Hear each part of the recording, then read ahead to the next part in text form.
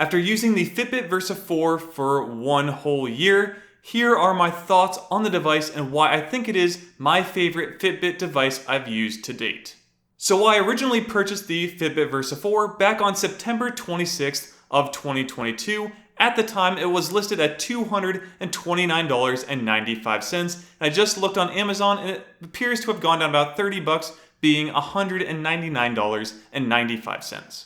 Now in the package I got, I received the following items. First off would be the Fitbit Versa 4 itself, which is just the square clock-like device that you attach the bands to. And with that, I did get 2 bands, a large and a small band. I am currently using the original ones that came in the box. I didn't change anything out, so I have about 7-inch wrists, and the large band fits me best for that wrist circumference. From there, I also got a USB charging cable, and this is like the old style USB, not the USB-Cs. So with that, it is a magnetic charger, but it is pretty unique to the Versa 4. My Charge 5 wouldn't work on this, so you would have to, if you have that, upgrade and get a different charging cable that comes with this, but do know it does work very well, and again, it is magnetic if you need to use it for that feature. And you also get a quick start guide, and you get 6 months of the Fitbit Premium as well. Now do note that could change at this time. That's just what I got when I received my package. So with that, let's take a look at the Fitbit device itself. So I'm just going to scroll through it on screen. So first off, when you flip it towards you, it should activate. You can turn that off, but I have it so when I flip it towards me, it does activate the device. From there, you will see, at least on mine, the clock face with the time, date, heart rate, your activity minutes, and sleep score. And then if I scroll to the right, mine is set to calories burned. You can change this. It's one of the quick views you have in the app. You can change it, but I have it set to calories burned. And then from there, you get today's activities. You'll see things like your steps, calories, your floors, activity minutes, and the distance you traveled that day. Now, if we move on and go more to the right, you'll see that we have our heart rate. So for me, I don't normally check this out unless I'm doing something really strenuous in my exercise and I want to just see what my heart rate's at. The only other times I check it is to see what the low score of my heart rate is, to see how low it's actually getting. I think I got down into the 40s before, so that's actually pretty low for someone who pretty much does no running cardio at this time. I just do walking with my dogs and hiking. That's about it. From there, I have my sleep score. I've noticed that sometimes it doesn't always track my sleep score, so that's something that's kind of annoying, but most of the time it does pretty well. And it is the one thing I like to check pretty much like once a week just to kind of see where I'm at, as sleep is probably the number one thing I struggle with the most in terms of getting my fitness results. So that is what I have there. Next up, we have just timers. Use them sometimes, pretty rarely though. I usually use other things like my Alexas and stuff in the house to do stuff like that. And then we have the weather as well. I thought I'd use this more, but I really use my phone most of the time to find the weather. And then we are back at exercises. So this is what it'll show you your 3 most common exercises you choose. And you can also pick an all to pick all of the exercises that Fitbit has available to you for tracking in your workouts. So let me take a look at the next thing. We are back to the standard clock face from there. So that's everything if you scroll to the right or the left. Alright, so let's click the button this time. So if we do that, we get a list of all the items on the watch. So again, my most recent are things like the exercises and today's data, but I also have things like alarms, Alexa, exercises, finding my phone, Fitbit Pay. Yes, you can put Fitbit Pay on here like your credit cards and stuff. You have Google Maps, you have relaxing, settings, timers, your today stuff again, weather, and then you can go back to the top. So that's basically everything that I have on the device right now and the things I use day to day. And outside that, you can also swipe down, and if you do so, you get more to like the settings like do not disturb, nighttime mode, your regular settings, flipping the watch up and down. You get also your battery life, so just kind of your general settings if you aim to flip the thing down. And then if we flick it up, you also get notifications. No, I have none because I've turned it off. It's super annoying for me to get notifications on my watch and my phone, but maybe you want to get them, you have something important you're trying to track, you can turn on notifications and receive them on your device. So that's a quick run through of the device. If you'd like a bigger breakdown of me going through some of the stuff, feel free to take a look at my unboxing video where I cover a bit more. But from here, I'm going to go over what my pros and cons were and how I used the device over the past year and my final thoughts. So we're going to start off with the pros section. And my very first thing I really like about the Fitbit Versa 4 is how comfortable it is wearing it every single day.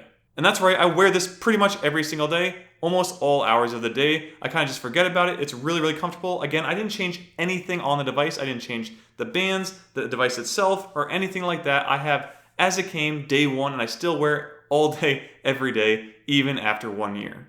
Also, the screen has held up very, very well. There's very minimal wear and scratches on it, which is great.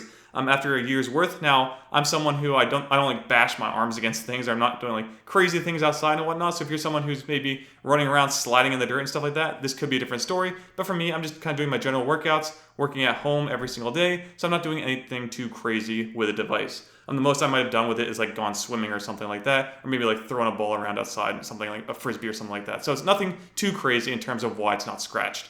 But otherwise, the glare on this is actually pretty good. Because the screen is so vibrant, it's one of my big pros of this as well. Even when you have glare on the screen, it's still very, very easy to read. And one of the major pros I have with the current screens of the Fitbit, I really, really like them. And it's one of the reasons I kind of want to keep going back to Fitbit in the future, even with some of the other cons that people point out on some of the other devices, like them dying after a year, which I'll go over later with this one. But do know I really, really like the screens on these and how well it's held up and how even with glare, I can still read what's going on.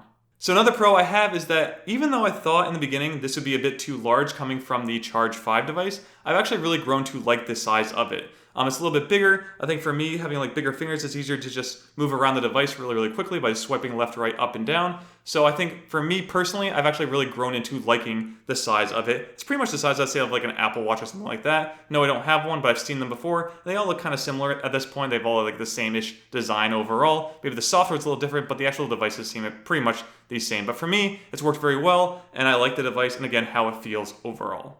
Also, the device passes the wrist test, and this is basically where I turn my wrist to see if I can activate the button from my wrist to my forearm in the back of my hand. Because if you press this button, it actually changes what you're on. So if I press it twice, it brings me to my selection of everything. So I'm trying to see if I can accidentally press it, but I can't, which is also great. So next up, I'm going to go over some of the apps I like on the device, and the big ones are going to be exercises, so things like weight training tracking, hikes with my dogs, as well as just normal walks. And if I ever do go for runs and bike rides, which is pretty rare at this point. But do know, I like to use all of those major apps on the device. There are things I don't really care for, like the ECG things that are on there, actually remove them from the device itself, but you can add them back on if you'd like to. I just find they're not really necessary for me, but if you're someone who needs to track that for health reasons, go ahead and keep them on the device. All right, so those are my pros for the device. Moving on to my cons list, we're gonna start with the price. So the price of this device is way too high, and it needs to come down. Being at $200 after a year still, only dropping about $30 is ridiculous. I understand, yes, we have inflation and all that stuff going around the country right now, and really the world, but it's still way too high in a price after 1 year. I think this is about $100 to $120 device at the max, so people stop gouging your customers on the price. Let's drop it to what's actually reasonable and fair in the market in my eyes. And a very mini con goes back to the glare on screen. While yes, you can read it even with the glare, there is still a visible glare on the screen when you do use it. So if you're under some kind of pointed harsh light, it does kind of appear on the screen. Luckily, again, because it's so vibrant, you can still see everything, but it's still an annoyance nonetheless. And the last thing I'll cover is the GPS testing. Now, I don't use the GPS too often anymore, but do know that when I did use it, the only issues I ever really saw was that the GPS would sometimes cut corners. Now, one good thing about GPS is that you do not need your phone in order to track with GPS. So you could just take this device only. Once you connect to satellite or get a connection, you will be able to just use the GPS straight on it. However, if you have your phone on you, it will prioritize the phone's GPS over the device, as I think it might just be a stronger connection when finding it, and maybe it's faster as well, so you maybe have less errors when using it. Because some things I did know is that when running around, if you have something like a sidewalk that's a little further away from the road, it'll think you're on the road versus on a sidewalk. And then I've also noticed it cutting corners here and there. It's nothing too crazy for me because I don't really care that much. But if you're someone really trying to track exactly where you are going, you want to make sure it's perfectly accurate, just know there is some inaccuracies when I've used it in the past. For me, again, it didn't really matter, but it does have some from my experience. All right, so my final thoughts with using the Fitbit Versa 4. First off, it is very comfortable, easy to see, and I wear it pretty much every day of the week, all day long. It's held up through swimming in rivers and lakes, even in salt water. It's got bashed around a little bit, but nothing too crazy since I don't have a lifestyle where I'm running around sliding on the ground or anything. So it's held up very well there. I do think the price is way too high. Please bring that down to something like a normal range. I think, again, I said around 100 to 120 is probably where I think it's worth in the market right now. Definitely not at $200. But also, this device lasts about 7 days for me on average. If I use GPS, maybe a little less, like around 6 days, but 6 to 7 days is where I normally have to use it and then recharge later because the battery will die at that point. Normally around 30% is where I get a notification that it needs to be charged, so it does give me some time to charge it as well. But with that, I've really liked this device over the year. It's better than any of the other ones I've used in the past. I was a huge fan of the Charge products, even though some people had issues with it dying after 1 year. But for me, I'm going on past a year now, and this thing is still going very strong. I've had no issues, no software problems at all to this day. And Fitbit, I think you made a really great fitness wearable device here that I think everyone could use and benefit from. So thank you for finally making one that I think most people could get behind as long as you reduce that price.